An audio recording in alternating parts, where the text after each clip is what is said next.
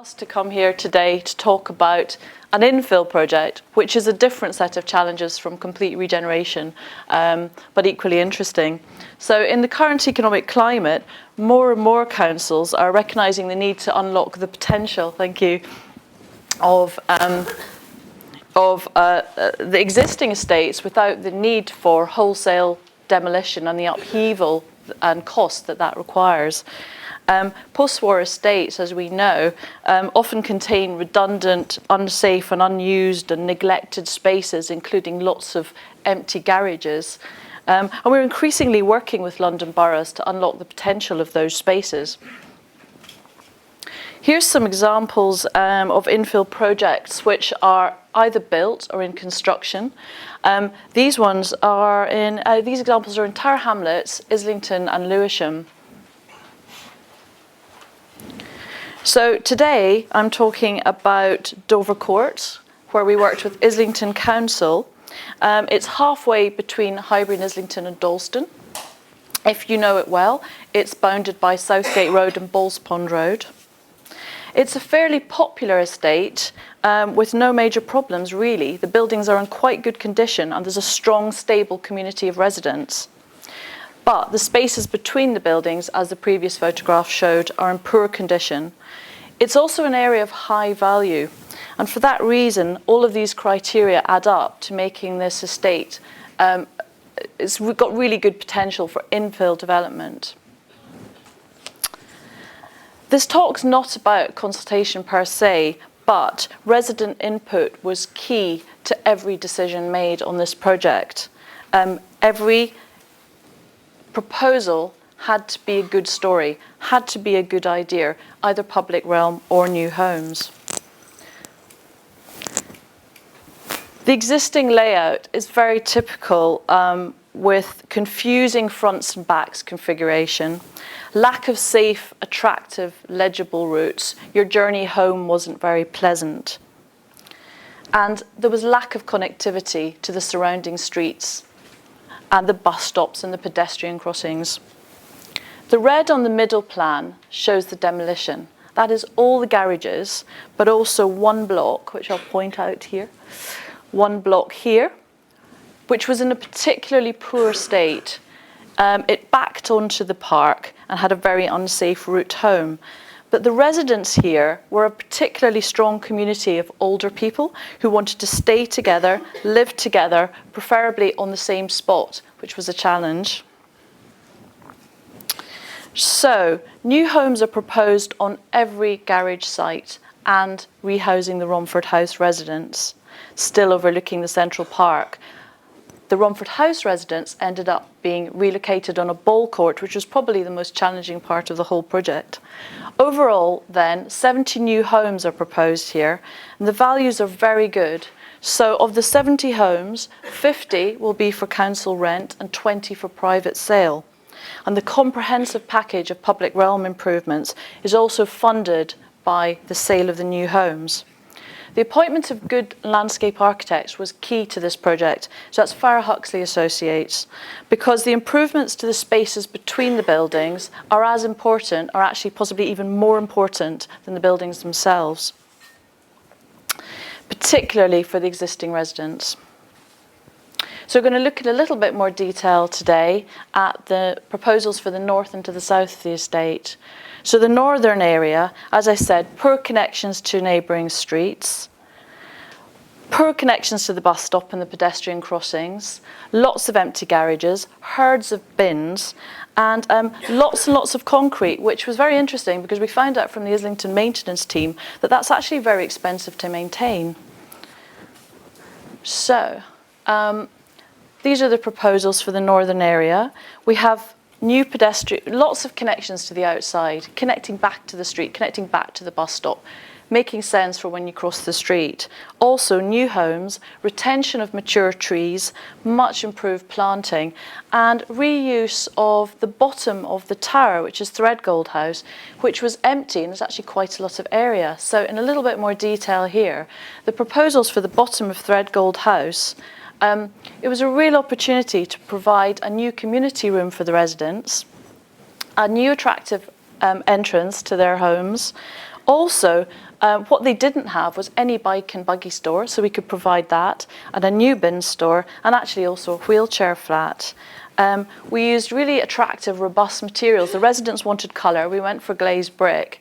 But also we retained those lovely 60s legs that the building sat on. So here's the view coming across Balls Pond Road towards Threadgold House. Here's a view closer in.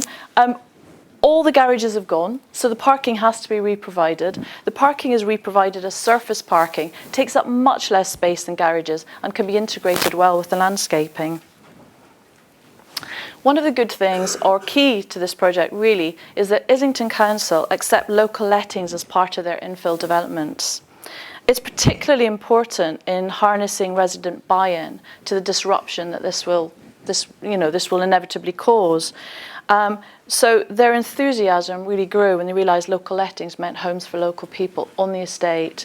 The needs of the local residents were family housing and housing for older people, so that completely led the brief. This is a view of some new family 3-bed houses with the new north-south connection to Balls Pond Road. This rather unexciting diagram is quite important. This is our strategy for dealing with the herds of bins. It required a lot of meetings, a lot of negotiation with residents, caretakers, maintenance team, and management to reach the right solution for the new homes and the existing homes. And hopefully we've cracked it and we've done our best to eradicate bin blight on Dovercourt. But that amount of care went into every strategy, whether that was play, tree planting, and so on. Jumping south, so the southern area had some particularly unpleasant garages with quite a lot of antisocial behaviour happening around there, some beautiful trees, and what should have been a fantastic central green park. But the lack of overlooking over that park and a fence and a gate around it meant that it was mainly used by dog walkers with the inevitable unpleasant effects. And it wasn't used enough and there's very little play opportunity. So the proposals for the southern area, we moved the Romford House residents from here to here, so they could stay literally steps away from where they lived. They could stay together. They could stay overlooking the park. New family homes went where their block had been. And then we have a much more traditional relationship of back gardens to back gardens with the neighbours. And we mustn't forget the wider community and the neighbours that aren't on the estate as well. There's obviously substantial investment in public realm here, and that was a really important part of this project. This is a view through the central area leading into the park. Fir Huxley worked really closely with Islington's Green Space team, the Parks Department, the play specialists at Islington, to make sure that the proposals were something that the Islington team could maintain in the future, that they were happy with the proposals. And we learnt a lot from them about things that had and hadn't worked on other park improvements and estate regeneration. It was really helpful input.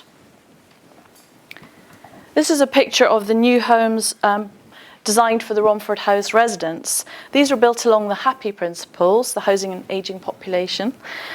So they have south-facing private balconies, which you can't see to the rear here, which face over their new communal garden.